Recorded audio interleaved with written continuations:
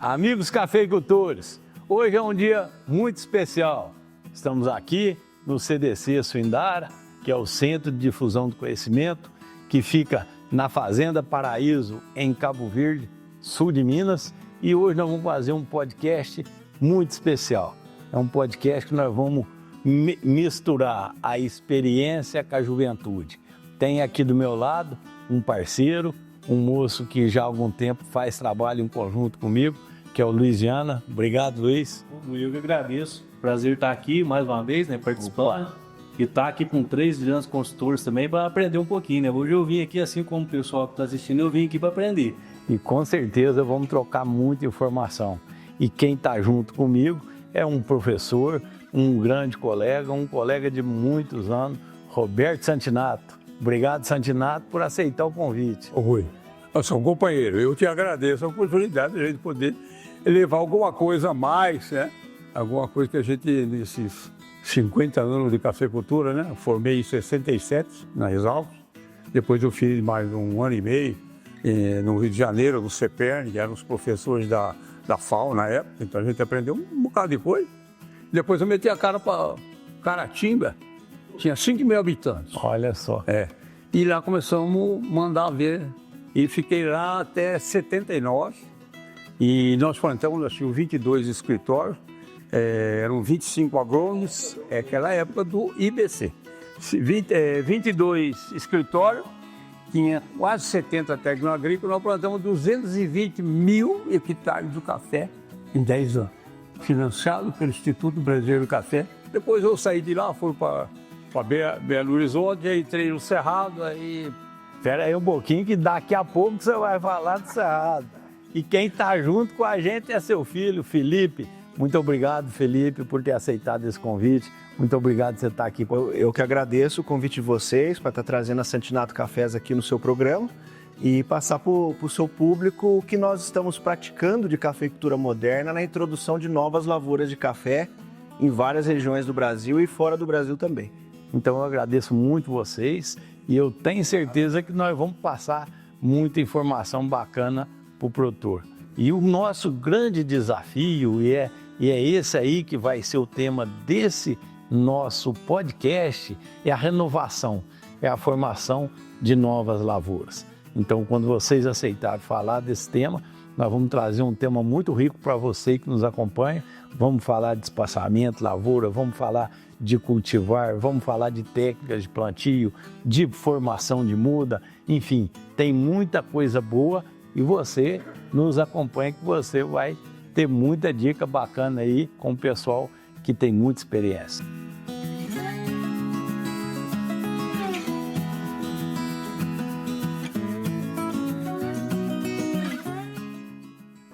E esse episódio nós temos o apoio da Errara. A Errara é uma empresa que me apoia desde o início do nosso trabalho e a Errara traz muita novidade boa, traz muita solução para os produtores. Então, muito obrigado a Errara, muito obrigado ao colega Gianazzi, que também tem trabalho com vocês, né, Felipe? Gianazzi tem lá no Cerrado com vocês. E hoje ainda vou dar uma palestra lá para o Gianazzi em Caconde. Opa, que coisa boa, muito bom.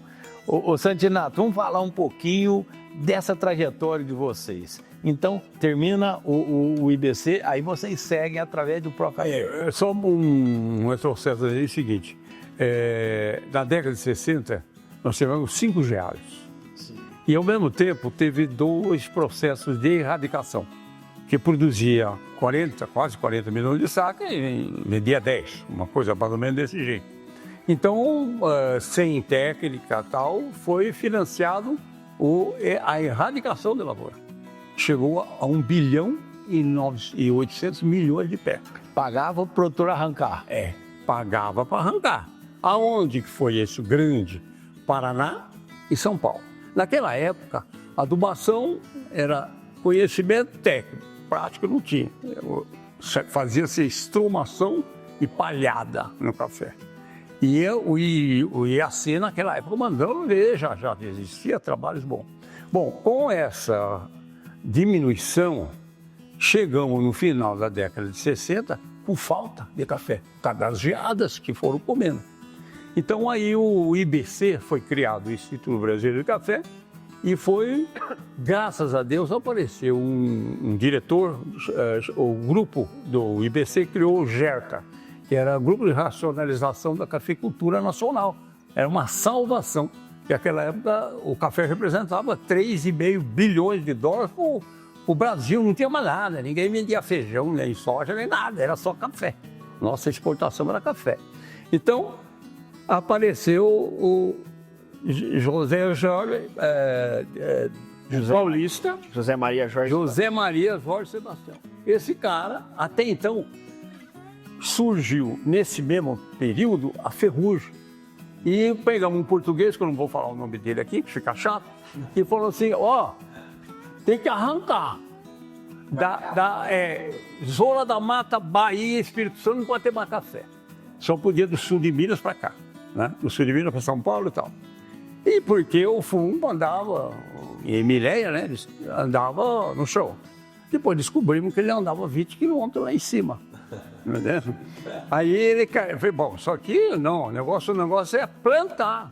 Em vez de arrancar, que era plantio na época, 4x4, 3x3 e tal, ele falou assim, não, nós vamos plantar 4 metros por 2, 4 metros por meio, que já existia dados de espaçamento feitos pelo IAC, que era um dos melhores espaçamentos na época, e deixava a rua larga, ventilada, visando diminuir o inóculo da ferrugem. E naquele tempo começou a fazer calda bornalesa, 7 aplicações de 20 em 25 dias. Aí surgiu o primeiro fungicida. Olha, nessa época não tinha cultivar resistente. Nada, zero. Tinha o trabalho do Alcides Carvalho, que é o pai nosso da cafeicultura, no IAC. Aliás, ele levou 30 anos selecionando o Mundo Novo, que apareceu naturalmente em europeus, que depois chamou o Mundo Novo lá, e tinha o catuai que ele tinha feito, manipulação humana de catuai, cruzamentos. E ele não queria nem soltar o catuai, porque já tinha 22 anos de pesquisa, e ele ainda falou, não, vamos ver. Por fim, a pressão era tão grande e essas variedades produziam, por exemplo, o Bourbon naqueles espaçamentos produzia 4 sacos por hectare. O Mundo Novo, 10. O catuai começou a produzir 15. Aí o que fizeram? Soltaram e nós começamos a financiar. O governo dava $3.000 na época para você plantar. Dava para a gente comprar uma terrinha, plantar e pagava 6 anos depois. Aí foi plantado 2 milhões de hectares. E aí, quando o preço subia, a gente plantava mais. Nós chegamos a ter 4 milhões de hectares. Quando chegou os anos de 80, que deu aquelas coisas, foi colhendo, hoje nós temos 2 milhões e 100, não muda. Por isso que a gente fala assim, quem que foi o louco que falou que vai dar 70 milhões de sacos? Não, nunca. 70 milhões de sacos seria uma média de 35 sacos em 237 mil fazendas. Você acha que tem 237 cafeicultores com média de 35? E aí o IBC começou a fazer pesquisa com o apoio do IAC, com o apoio de Piracicaba, com o apoio de Lavras, com o apoio de Viçosa. Aí expandiu variedade resistente e tal, e espaçamento, e adubação, e calagem, que ninguém fazia. Nós mesmo, na Zona da Mata, nós fizemos 8 ensaios de calagem, vários tipos de solo.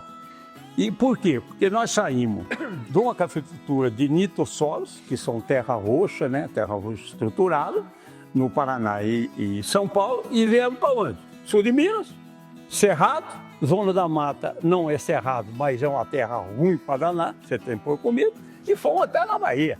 Então, começamos a criar calagem, depois veio a gessagem, adubação equilibrada, começou os micronutrientes, então a nutrição hoje, a gente domina totalmente. Pragas, a gente domina.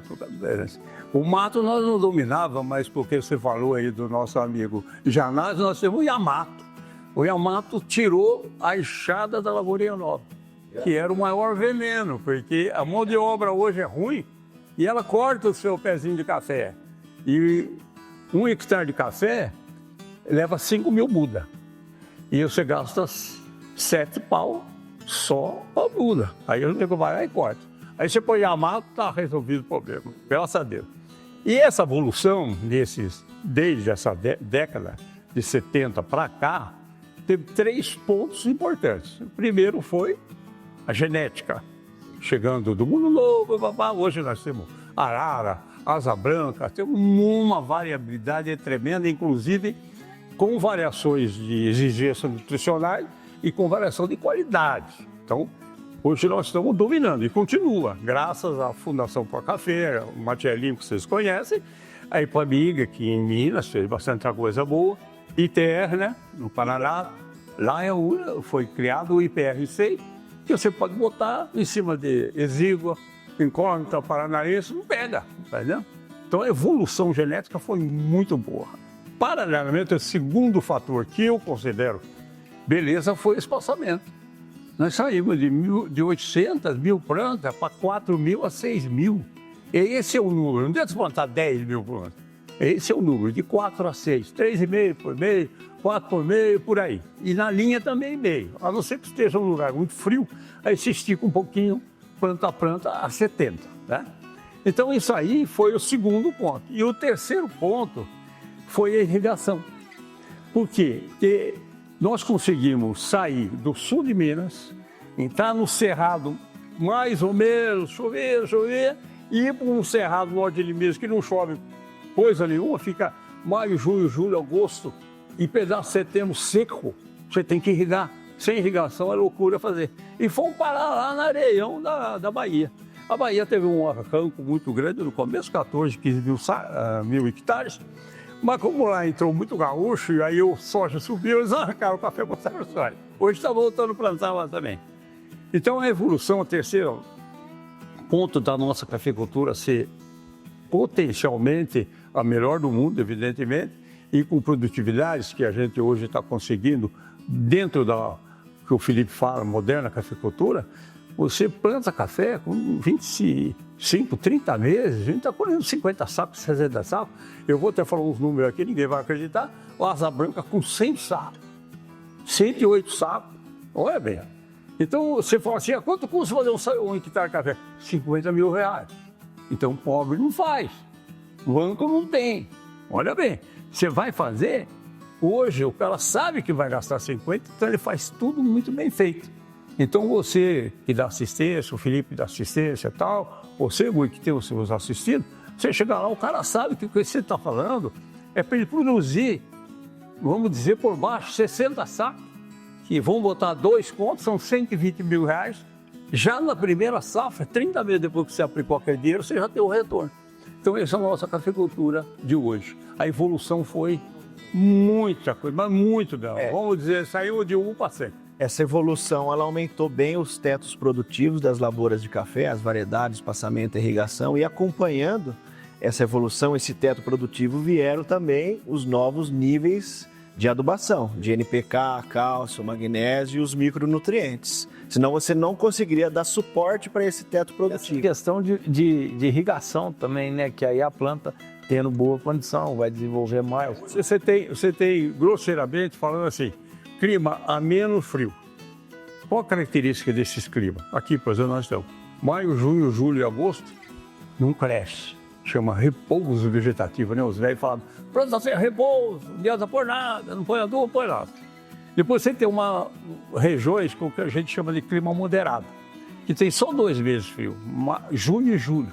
Aí em agosto já é quente, eu já posso irrigar e adubar. E para em maio. Sabe quanto é o aumento dessas primeiras regiões? 30% a 40%.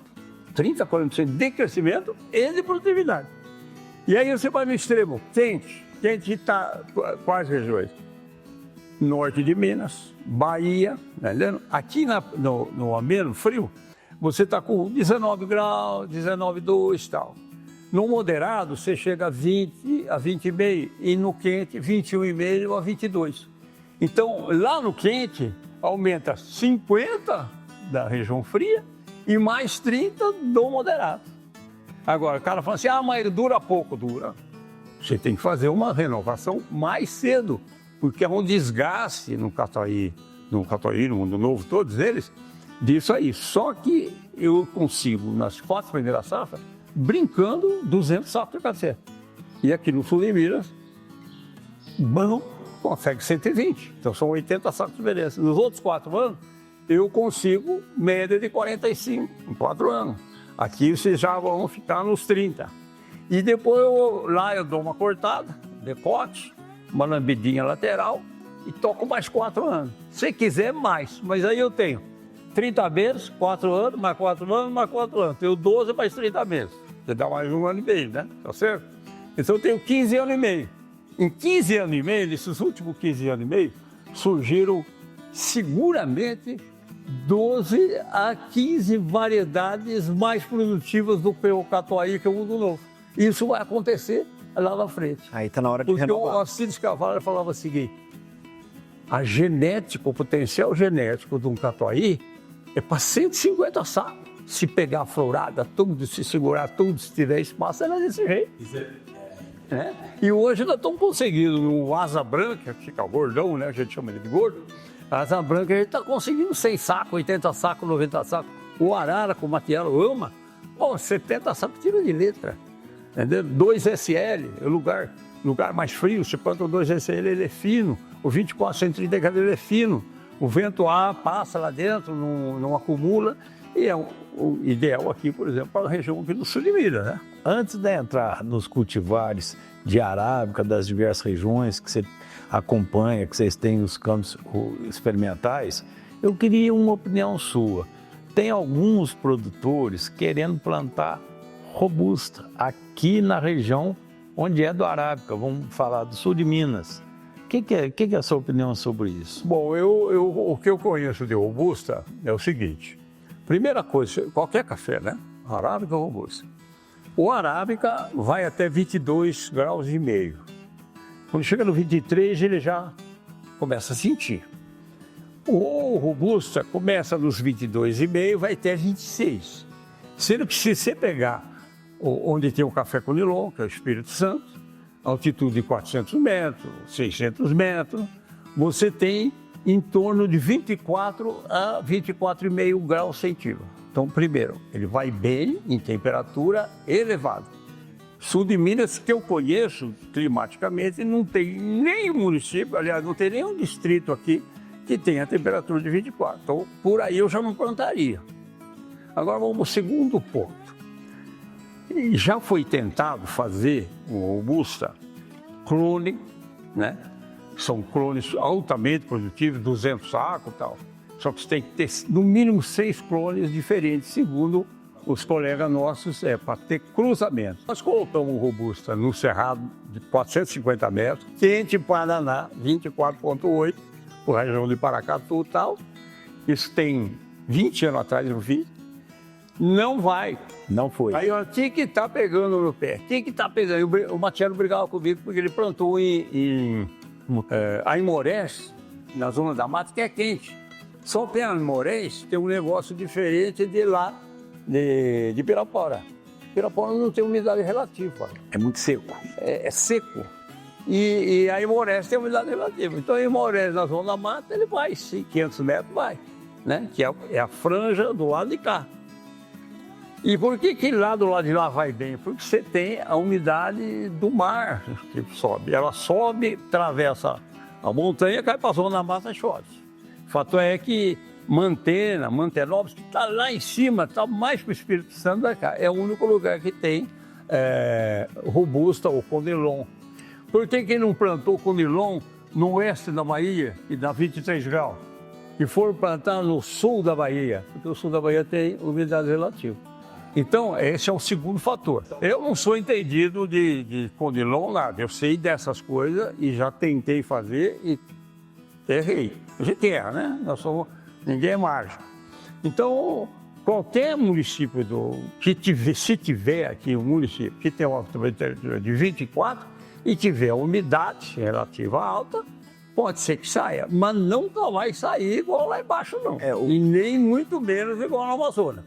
Porque na Amazônia é produtivo também, né? Às vezes, Goi, o produtor, com esses problemas de seca, ele vê muito vídeo de outras regiões do conilon, fala, nossa, conilon é resistente à seca, mas não é todo clone, e também aquelas grandes produtividades que ele apresenta. Mas às vezes ele esquece que na própria espécie arábica, Hoje nós já temos várias cultivares que produzem 20 a 30% mais que o catuai e são resistentes à seca e não precisam dessa questão da umidade, da temperatura, se adequam para o berço dela, que é aqui o sul de Minas. E essas cultivares, igual o Felipe falou, Santato, são mais resistentes do que o próprio robusto, porque o robusto também não é tão resistente. Mas é um resistente, ele engana. O Conilon tem uma característica do sistema radicular muito grande. Então, é do Conilon que tiraram bastante planta, fizeram o apoatã e tal, para enxertia, para nematóide, excelente.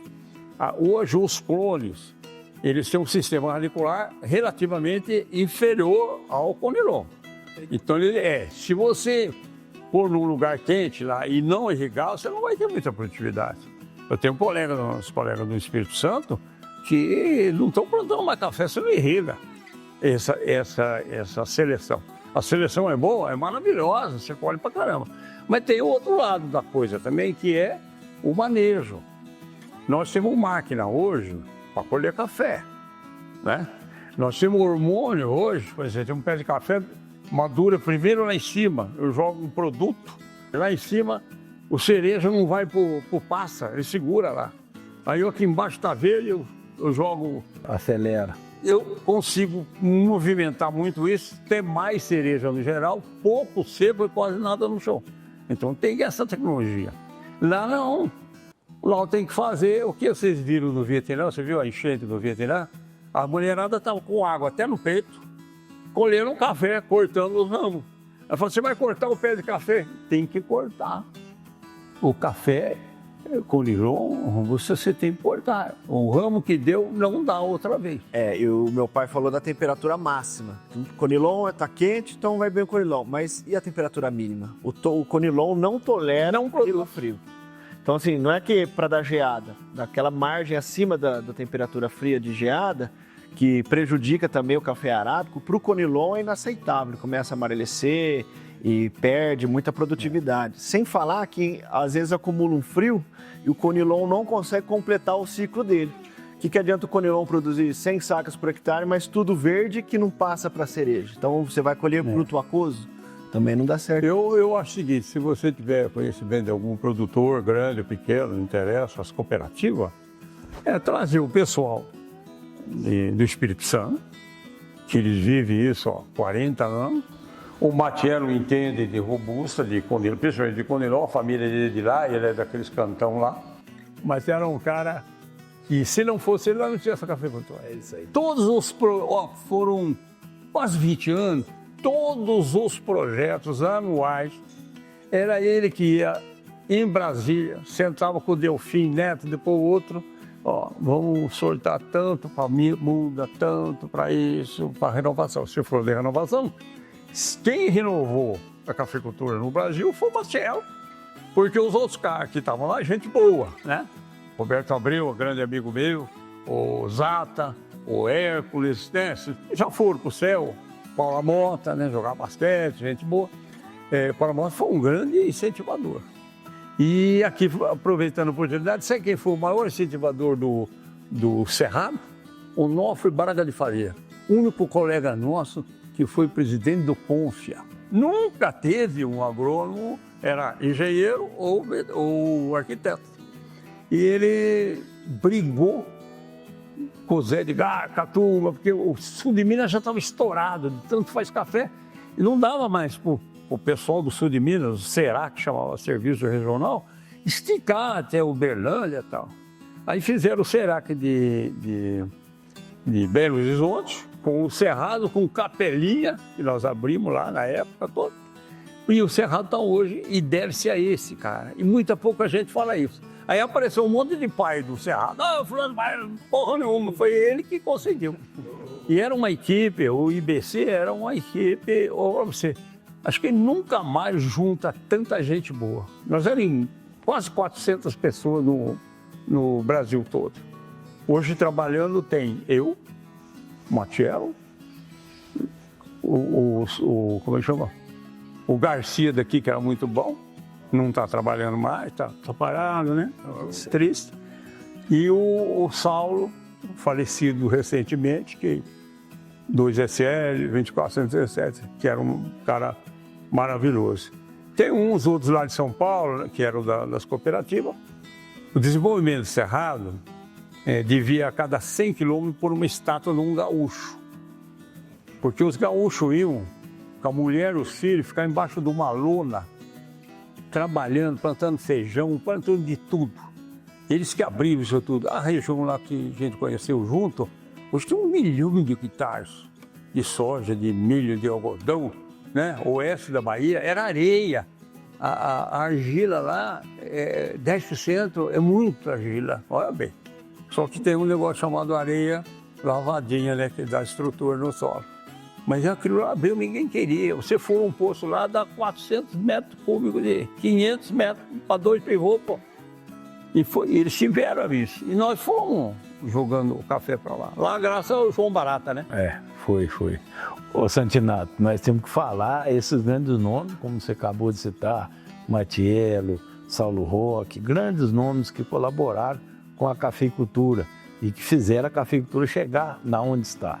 Só que agora, Felipe, nós temos que começar a olhar para frente, né? Dentro desses cultivares que nós estamos falando, então o seu pai já falou essa questão em relação aos robusta, aos conilon.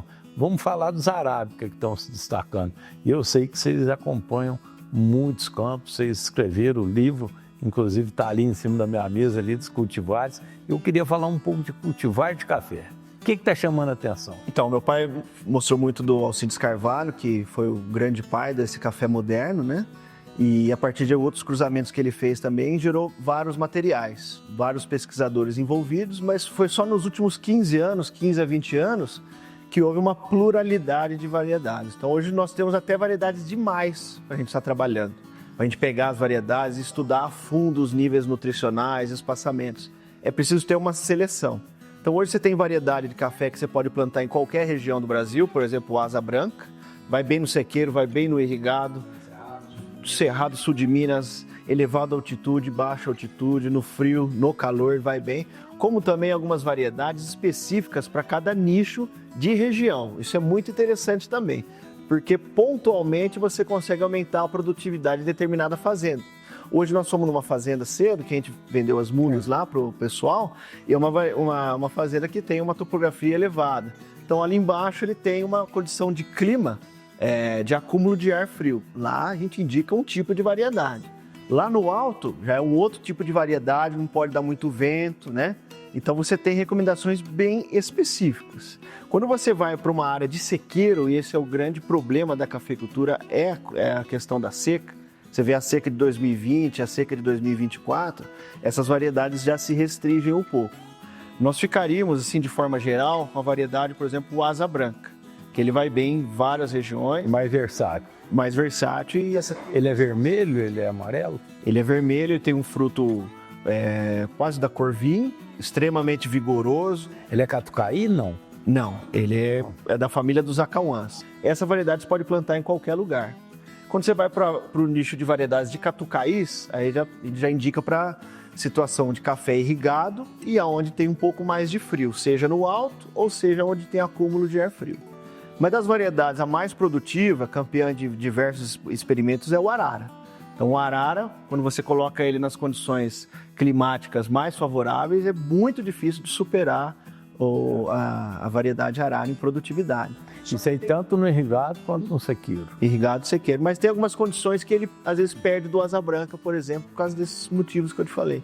Então hoje nós temos muitas opções para estar recomendando variedades. Isso é muito bom, né? E a gente sempre indica o produtor conhecer os campos de cultivar que tem na região, antes de mudar de cultivar, lá conhecer e ver se aquele cultivar realmente atende às demandas dele, né? As necessidades que ele tem, que pode variar também. Por exemplo, uma coisa que pouca gente fala é o seguinte: o que tinha antes daquela lavoura que você está implantando? Era uma lavoura de café velho? Se era uma lavoura de café velho, provavelmente tem a questão de nematóide fusário. Aí você restringe ainda mais as suas opções de variedade. Você vai cair no IPR-100, num Asa Branca, num Acauã novo, num IAC 125RN, que alguns conhecem como IBC12, e num Catucaí vermelho 78515. Então já restringe mais. Não era café velho, não tem fusário, não tem nematóide. Era uma área de soja, era uma área de milho, era uma área de pasto. Então você tem uma outra gama de opções. Tem que tomar muito cuidado com isso. E dando um gancho também na questão, depois a gente vai falar sobre os herbicidas, nós temos que conhecer que tipo de herbicida, olha que interessante, que era utilizado naquele pasto. Ou naquela lavoura de milho, ou na lavoura de cana e também nas lavouras de soja. Quando é cana, meu pai sempre cita um exemplo que ele já passou por cana isso. não saiu. Os herbicidas de cana, eles estão muito acúmulo. 60 centímetros de profundidade. E aí você tem problema. Agora, quando é soja, também a gente começou a ver alguns problemas, porque hoje, com essas altas de preço, tem muita gente tirando a soja e entrando no café. Inclusive lá nas áreas mais quentes, lá para cima, estão com plantios aí de 600, de 1.000 hectares todo ano de café, áreas grandes. A gente tem que ficar esperto que herbicida que está usando. Tem uma lista de herbicidas, depois você manda uma nota técnica aí para o pessoal que, se tiver, você tem que ficar esperto. Tem um caso ali que eu até recomendei passar um arado de aiveca para revolver, por causa de um herbicida Matéria orgânica. fazer mais molhar, matéria né? orgânica. Interessante. É bom salientar também, João, complementando o Felipe, o seguinte: como essas variedades produzem quase que 2 vezes as outras, a nutrição tem que acompanhar. Você não pode fazer um café, vamos dizer, da arara. Nós temos um ensaio, tem 8 safras lá, né? 11. 11 safras, que tem 300 quilos, 400 quilos, 500 quilos, 600 quilos. O arara precisou de 600 quilos. Aí quando soltar, eu dou assistência há muito tempo, eu põe 500 quilos dele. Você podia falar um pouquinho, Luiz, e depois eu quero o Santinato dar a opinião dele. O que nós estamos vendo, Felipe, está muito complicado fazer muda de café. No modelo tradicional, você é viveirista também, vocês têm um trabalho de muito tempo, viver em diversos lugares. Aqui nós estamos vendo cada vez mais difícil fazer o saquinho, tanto mão de obra para encher saquinho, a qualidade de serviço que dá. Então, o Luiz vai falar um pouquinho da experiência de uma novidade que ele está trazendo para nós aqui, né, Luiz? Fala um pouquinho para ele. Uma historinha mais curta, né? Não é uma história tão longa aqui, né? Tanta experiência, mas desde 2019 a gente eu tenho uma lavoura lá já plantada em 2019, testando essa ferramenta aqui, ó, eu trouxe aqui para a gente poder mostrar, ó. Muitos conhecem como paper pot, né? É um recipiente de papel biodegradável que vai degradando com o tempo, né? E desde 2019 a gente vem testando o papel, vem testando tamanho de saquinho, adubação, substrato, né? Vem fazendo esses trabalhos lá. E por ser uma ferramenta assim que eu acredito que vai substituir o saquinho de terra, né? Porque a gente já chegou a medir plantio manual, hoje não planta, né? Mas é um plantio manual, o cara vai plantar 200, 300 mudas por dia, né? Num plantio manual. Hoje não planta isso mais. E com esse recipiente aqui a gente conseguiu chegar em 1.200, 1.500 mais ou menos por dia. É só colocar e fechar. Só colocar e fechar, não precisa arrancar, não tem aquele problema de ficar plástico ali na lavoura depois. A logística, né, de transportar isso aqui é leve, é fácil, né? Então é uma tecnologia que eu acreditei muito, né? Hoje a gente está produzindo isso também, está estudando, continua estudando, né? E vem conversando bastante com o Felipe, né, Felipe? Acho que nós temos visto muita coisa na internet, né? Muita coisa ruim, algumas coisas boas, né? E eu queria aproveitar aqui vocês dois, para falar um pouquinho quantos hectares plantados nós já temos aí, vocês já têm aí, né? Porque eu acho que nós temos que trazer também os casos que deu certo, né? Não só falar dos que deu errado, né? E eu acho que é muito interessante, né, Felipe? Você já tem experiência com isso, que o produtor tem que entender que são as mudanças que vão acontecendo nessa. Tem muita coisa mudando. E isso aí é uma evolução, vocês concordam? Essa é a maior evolução na produção de mudas que houve recentemente, né? Sem dúvida nenhuma. Uma coisa que aconteceu e vem para ficar, com certeza. É bom para o viveirista, para o agrônomo e para o produtor. Você pensa num caminhão de mudas, bom paper pot, você leva o dobro. O esforço humano para você carregar um caminhão é 1/3 daquilo, qualquer um levanta uma caixa daquela. Permite que o seu viveiro distribua a muda a mais quilômetros de distância para ter um frete mais compatível. Com relação à parte agronômica, ele produz raiz muito rápido. Colocou no chão, a raiz já sai e já pega. Então, embora ele tenha um substrato menos volumoso que um saquinho de terra, a facilidade de raiz, a proporção de matéria seca de raiz em relação à muda de saco de terra é muito maior.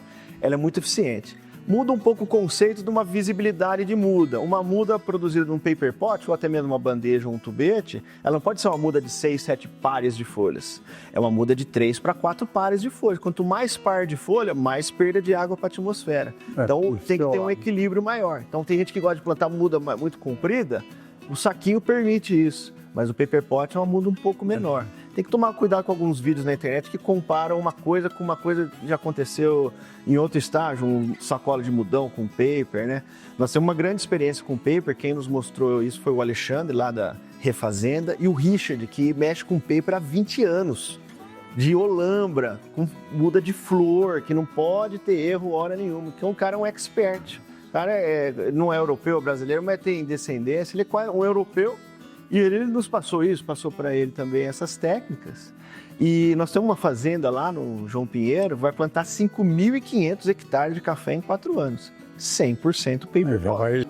Ô Santinato, sabe, tem alguma dica do paper pot para um produtor que quer experimentar? Ele é o seguinte, nós fizemos vários testes, dependendo da região, se você deixar ele ali no sol, ele leva 2 dias e ele murcha. Então, você não pode passar de 2 dias sem umidade. Se você não é região mais fria, 3 dias, 4 dias, ele aguenta. Não tem problema. Irrigo normal, pelo balanço hídrico. Se for sequeiro, não é que você não vai plantar isso em sequeiro, você planta em sequeiro. Mas você tem que ter dentro da fazenda, pode ser um pulverizador velho, qualquer coisa, você põe até um pouquinho de MAP lá dentro da solução, zero qualquer coisinha, às vezes um pouquinho de hormônio também, e ficou 2 dias, você vem e não precisa jogar 5 litros por planta, porque 5 litros por planta daria 2.500 litros. 1 ou 2 litrinhos por metro, segura ela tranquilamente. Aí ela aguenta mais 2, 3 dias, se você fizer isso, por exemplo, veranico, 20 dias, você faz 5 aplicação por cima, tá bom.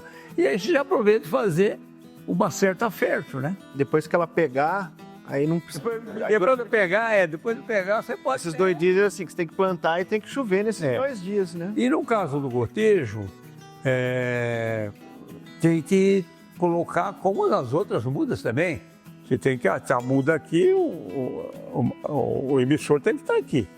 Porque costuma fazer a linha de gotejo, dá aquelas barrigas, né? Estou vindo direitinho, de repente é uma barriga, essas mudas morrem. Aí você tem que replantar aqui no lado. E na replanta também, a gente tem visto aí, você, no preparo do coisa, você pode jogar o falcon lá para matar o mato, depois você vem planta e joga o por cima, né? O Yamato. E quando você replanta, você já vai com um costalzinho nas costas, porque quando você replanta, você vai mexer no chão. Se você não jogar Yamato ali também, o que vai acontecer? Vai dar mato exatamente nas suas replantas. Então são cuidados que a gente tem que fazer. Antes de plantar, por exemplo, você pode pegar do jeito que ela está aí, fazer uma solução de 2% de super ciclo, mergulhar no tanto e plantar. Aí você já leva enxofre, né? Porque ela não tem tem pouco enxofre, né? Então você já pode fazer isso. Se quiser pegar um 4, 14, 8, fazer uma soluçãozinha aí de 1%, também pode mergulhar. Não deixa de ser uma pulverização. E outra coisa, só um minutinho, Felipe. Outra coisa é o protetor solar. Você pode botar o pó, ele segura, junto com o pó você pode botar o açúcar, né? Eu ponho 3% de açúcar, e pode pegar um adubo foliar, desse conhecido nosso, e pôr junto, na caixa. Você já leva, só não põe o veneno que possa prejudicar o plantador, né? Porque mesmo com a máquina, um outro põe a mão lá. E você já leva a pulverização, uma pulverização que o viverista normalmente não faz, não. Quando a muda sai, né? Você já faz, é barato. E dá uma garantia aí de pôr mais um enxofrezinho nas plantas. Então, é umas regras ali normal que a gente segue. Nós estamos fazendo uma apostila disso. O substrato ele é bem diferente de um saquinho de terra que tem 30% de esterco. Então, a periodicidade de você fazer fertirrigações através de um regador ou de um sistema ela é muito maior. Semanalmente você faz, coisa pouca de adubo. E aí, com relação à nutrição, equilibra totalmente. É cisco. A gente chama cisco. O cara perguntou quantas vezes, hoje perguntou lá, né? Quantas vezes tem que parcelar? Eu falei, se for jogar 20 gramas de sulfato de amônio por pé, você faz 4 aplicações, uma por semana. 5. Fica o show de bola. 20 e depois faz 12,5, é tudo homeopático. E você vai aumentando à medida que ela vai crescendo. Você falou da pulverização, né? Por exemplo, uma muda dessa aí, o drone teu, dá show. Eu não vou sair com um tanque de coisa para pulverizar, não é? Você falou que leva 8, 10 minutos por hectare. Se eu plantar 500 hectares com essa muda aí, eu vou gastar o quê? 12 litros, mais ou menos, por hectare, né? De pulverização. Eu vou de drone, pô. Agora, planta grande, eu tenho minhas dúvidas ainda, né? A não ser que você prova para mim que é bom. Tem que mostrar, ué. A cafeicultura moderna, hoje, ela permite que você consiga plantar grandes extensões de café. Então, tem cliente nosso que tem plantado 500 hectares por ano de café, 4, 5 anos seguidos. Isso era impossível antigamente, antes de algumas das técnicas que a gente usa hoje, que são esse tipo de muda, seja ele paper ou seja bandeja, que é muito mais fácil de você plantar. O rendimento operacional de uma máquina que planta café, utilizando um paper pot, uma bandeja, chega a ser de 20 a 30 mil mudas por dia. Você vai abastecendo aquilo, é 20 a 30 mil mudas por dia. Dividido por 5 mil, 6 hectares por dia, cada máquina. Você pode ter 4, 5, 6 máquinas, dependendo da sua frente. Isso, né, a questão de um salto, né? Deu um salto. E, principalmente, o pior que é do plantio, né, pai?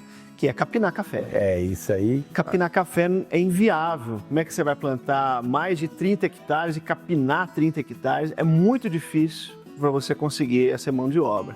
Então, recentemente foram lançados novas moléculas para você estar utilizando de herbicida e, paralelamente às moléculas, vieram as técnicas, porque não basta ter a molécula. Às vezes você vê um trabalho de uma empresa, medimos até 90 dias e aconteceu isso.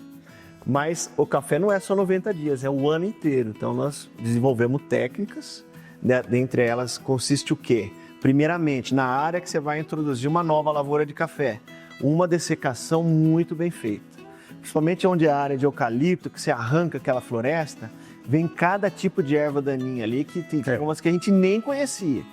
Tem que dessecar com uma dose bem alta de dessecantes, misturar ativos para folha larga, para folha estreita, às vezes reaplicar para reduzir ao máximo o banco de sementes.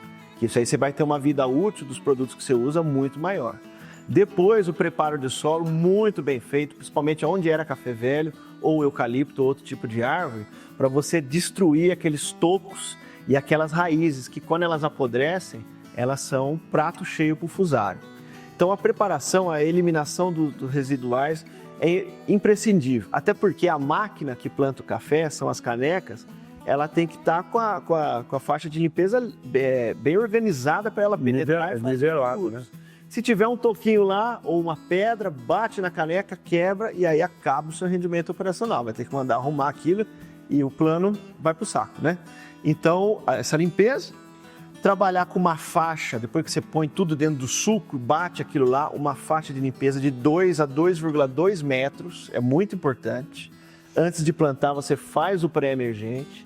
Se você não tem uma programação de quando que as mudas chegam, é o pré-emergente, mais um dessecante também, porque às vezes nasce um mato.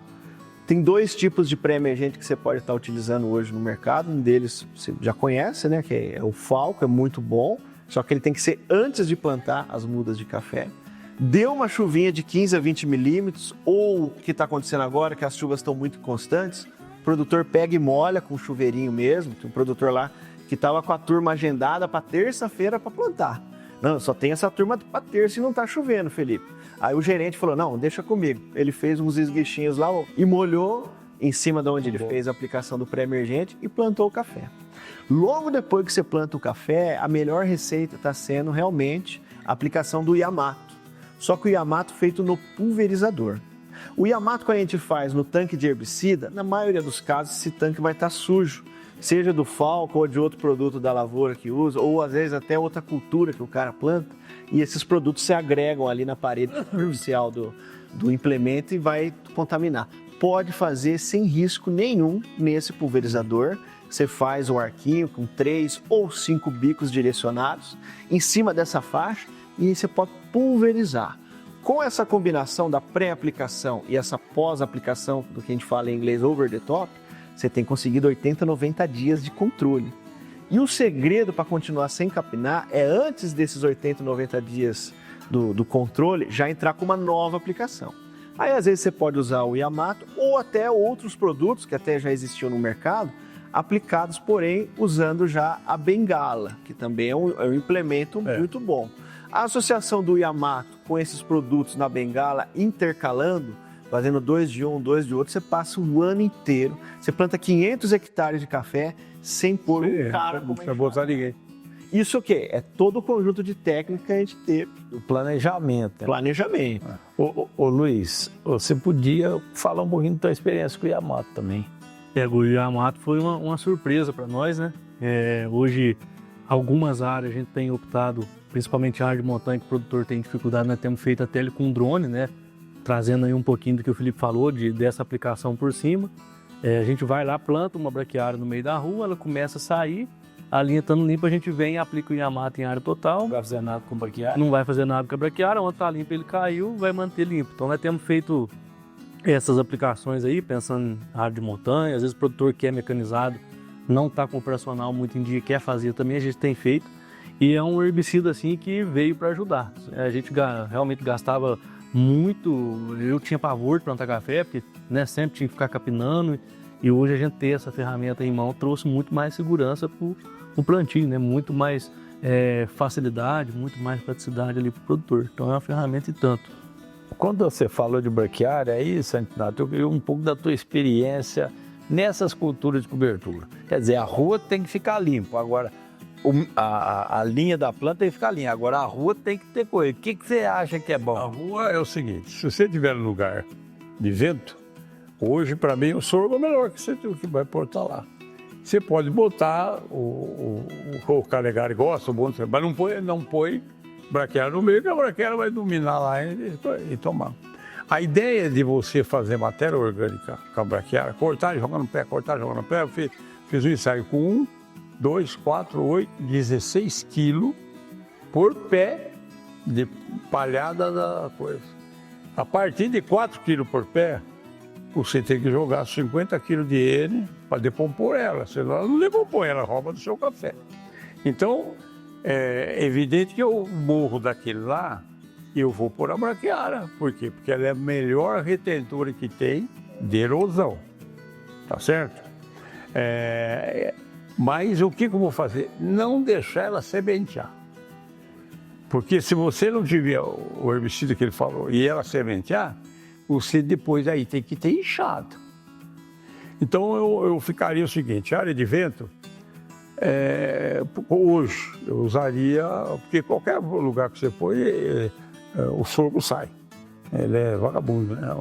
É uma gramínea também. Ele deixa uma massa boa que você vai deixar no meio da rua lá, tá certo? Aí ele às vezes brota. E se você tiver um solo de café velho, aí você pode fazer um coquetel lá do nosso amigo lá do Paraná, com braquiária, né? Às vezes um pouco de feijão de porco no meio, feijão de porco é tapa. E agora nós estamos mexendo com um negócio que todo mundo conhece, mas de terra boa. Chama caruru de porco. Sim. O caruru de porco não nasce nada embaixo dele. É espetacular. Estou mandando fazer semente dele. Vou montar um ensaio esse ano só de caruru de porco. Comprar ele com isso, com aquilo. Então, quando você não tem o nematóide, você pode pôr a planta que você quiser lá. Aquele que dá a florzinha o ano inteiro, como é que chama? O nabo forrageiro. Nabo forrageiro. Só que o nabo forrageiro, se você estiver plantando soja, ele transmite doença, né? Então, no lugar que não tem soja e tal, o nabo forrageiro muito bem. O que mais tapa o chão, você tem que ficar com um certo cuidado, é o feijão de porco. E o milheto, Santinato? O milheto é bom, mas o milheto você tem que fazer o corte, o primeiro corte dele, você faz antes de madurar o cachinho. Se o cacho madurar, você está ferrado, que ele vai fazer a mesma coisa da braquiária, vai esparramar a semente lá no meio da tua linha de café, que você gastou uma nota, os herbicidas. Então, aí o que você faz? Você pega a roçadeira anda nisso aqui, né? Você ergue a roçadeira, ela vai cortar 40 centímetros, ela corta isso aqui, ó. E já incorpora aquilo lá que está verde. E vai, não tem a semente, não está pronta ainda, então ela não vai multiplicar. E ela brota, o milheto brota. Ele vem outra vez aqui, você pode usar o segundo corte. Então, você pegar o primeiro, o segundo corte, a gente tem conseguido 8 toneladas de massa ali no meio. E enquanto ele está crescendo, você pode passar para o trator em cima, não tem problema. Passou, ele volta. Passou, ele volta. A melhor cultura de cobertura é aquela que atenda à necessidade específica de cada lavoura e de cada fazenda. Então, se você tem problema de nematóide, a melhor cultura de cobertura é a Crotalaria spectabilis. Ou num mix, tendo uma coisa, mais a Crotalaria spectabilis. Mas a gente prefere o quê? Ao invés de fazer um mix com uma salada de 6, 7 coisas e aplicar ali em várias fazendas, estudar que tipo de necessidade que tem a fazenda e às vezes pôr numa rua uma planta, por exemplo, o sorgo, e na outra a braquiária para reter mais erosão. Pode ser. A questão de ciclagem de nutrientes e de mulching, ela é muito importante na cafeicultura de sequeiro. Na cafeicultura irrigada, nem tanto, mas na de sequeiro é importante fazer aquelas roçadas. Embora você gaste mais nitrogênio, você reduz bem a temperatura ali e aquelas plantas resistem mais à seca, sim. E depois, nós falamos de variedade, tem bastante variedade resistente, totalmente resistente à ferrugem. Mas elas têm problema um pouco de serpóspora. Então, não é que você não vai pulverizar contra a ferrugem. É um produto de ferrugem que tem aí, que tem o cerbirolina e o fungicida em si, e aplicar. Em vez de você fazer 1,5 litro, 1,5 litro, você põe lá no meio 1,5 litro daquilo lá. Então, mesmo acho que... E quando é tolerante, faz só 2, né? Cada carga, que dá pressão mesmo, né? Às vezes você muda o ativo. A pior doença é foma. É 24 horas. Entrou, acabou. Se entrar na época da flor, tchau. Mas perde mesmo, né? Esse é um trabalho bacana aí em relação à foma, né, Liz? Fala um pouquinho dele. E se você quiser completar alguma coisa de cultura de cobertura também, que eu sei que você está com muita coisa. Gui, a planta de cobertura, acho que o produtor tem que entender a importância dela, às vezes até um pouquinho além dos benefícios que ela traz, né? A gente tem muito problema com plantas de difícil controle, né? Principalmente a área de montanha, a gente acaba gastando muito com herbicida, né? Então, você levar uma planta de cobertura, por exemplo, algumas áreas a gente usa bastante a braquiária, ou às vezes o mix, ou outras plantas também, tem ajudado muito a fazer esse controle, né? Então, o produtor que tem ali um capim amargoso, uma tapoeraba, um cipó, ele tem a dificuldade, vai fazer a aplicação do herbicida, são vários herbicidas que ele vai ter que misturar ali para controlar aquilo, né? Então, a planta de cobertura traz essa facilidade para ele, né? De fazer esse controle, reduzir o uso de herbicida, né? Às vezes o produtor ele tem dificuldade de ir lá e manejar esse mato, atrasa, né? Então, às vezes, põe uma planta ali que traz esse benefício para ele ali, dele poder ficar um pouco mais tranquilo, né? Então, a gente pega muito nesse ponto aí, nesse benefício, né? Que é ajudar no controle de planta de difícil controle, né? Planta de cobertura no meio da rua, mais a faixa de limpeza na faixa de adubação, acabou com corda de viola. Acabou com corda de viola, exatamente. E é um problema que atormenta qualquer região. O Gui, acho que é importante salientar para os nossos telespectadores aí que essas modernas técnicas, seja a produção de muda ou os herbicidas, elas não se aplicam só para o grande produtor, que a gente falou muito, para mostrar como dá para plantar mais com essas técnicas. Mas o pequeno produtor tem que aderir a essas técnicas para a sua própria facilidade, porque ele também está com dificuldade de arrumar a mão de obra. Uma plantadora de café, ele não tem dinheiro para comprar, mas ele aluga na cooperativa e tal, faz um combinado ali com os vizinhos e consegue plantar mecanicamente também, né? E falando cooperativa, a gente já até falar aqui com você, a Coachupé é um espetáculo. Inclusive, eles estão apoiando a gente pra caramba lá em Patrocínio, com o Campo Cimental, né? Tem 30 e tantas variedades lá. Muita variedade lá. Junto com a Escola de Técnico Agrícola e de Agrônomo lá. Esse é um acordo que nós temos com ele. Gente fina, só tem nego bom. Patos é a Unipan. Eles têm um salão, cabe 2.000 pessoas no salão. Faz um evento lá. Eles dão o coisa de evento para nós de graça. E a gente tem levado o pessoal conhecido nosso, leva o Matiello, leva o Borém, esse ano vai quem lá mais? Tem outro. Essa turma boa, né? E palestra visando o assunto, né, no momento. E no outro dia tem o campo, que tem variedade, agora vai ter esse plantio, aí que você vai entrar nessa. Ô Felipe, faz o convite para o Cafeicultor desse evento. Eu acho que isso aí, para quem interessa. Senhores, estejam lá conosco nos dias 10 e 11 de abril, em Patos de Minas, na Semana Nacional da Cafeicultura Moderna. Todo ano a gente traz vários pesquisadores, consultores, produtores para dar palestra lá. É um público de mais de 1.200 pessoas. No primeiro dia são 5 palestras, no segundo dia 3 palestras e um dia de campo, da qual vocês vão ver as variedades e as modernas técnicas que a gente aplica na cafeicultura em vários clientes que nós temos aí por todo o Brasil. Está mais do que convidado, já vem gente do Cerrado, do sul de Minas, da Zona da Mata e de outros países também. Venha que você vai gostar bastante. E o Gui vai estar lá conosco também. E tem que fazer o seguinte, feijoada não paga nada. Agora, vocês não esqueçam de levar 1 quilo de alimento não perecível, que é para o lar dos velhinhos. O lugar que talvez mais uns anos esteja lá, né? Eu garanti o almoço. Ô Felipe, esse cafeicultor que está querendo usar novas tecnologias, novos cultivares, tem um número hoje, você acha que tem um número ideal para essa renovação? E aí depois eu queria que o seu pai completasse, esse número mudou de antigamente para cá, depois você responde, tá? Isso é muito interessante, Gui. Quando você compara as duas maiores regiões que a gente tem, por exemplo, o sul de Minas e o Cerrado, além das diferenças de topografia, de tecnologia, você tem a diferença da taxa de renovação.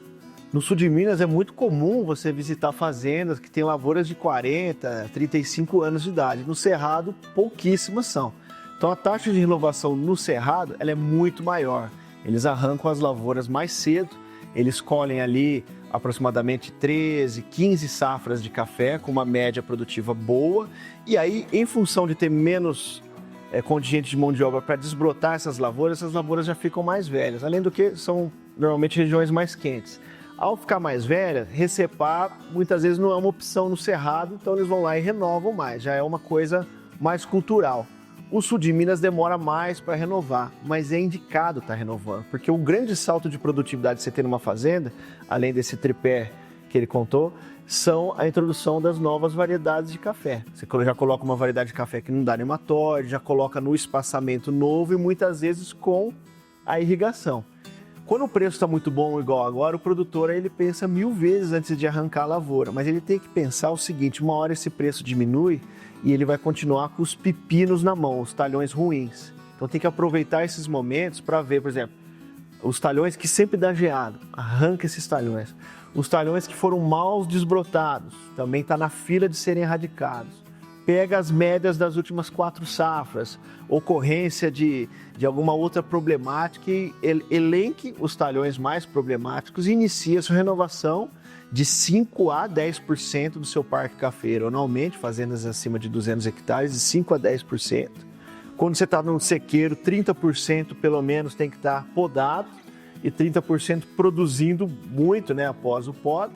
O restante de lavouras novas, de 5 a 10%, essa taxa em 4, 5 anos, boa parte das lavouras já estão renovadas. Em 10 anos, praticamente, você tem uma fazenda nova de café com novas variedades. E aí você pode até, você falou da questão de sucessão, passar o bastão adiante para suas futuras gerações com café melhor, mais produtivo e menos problemático. É isso aí, né, Sandra? Isso não mudou muito, não.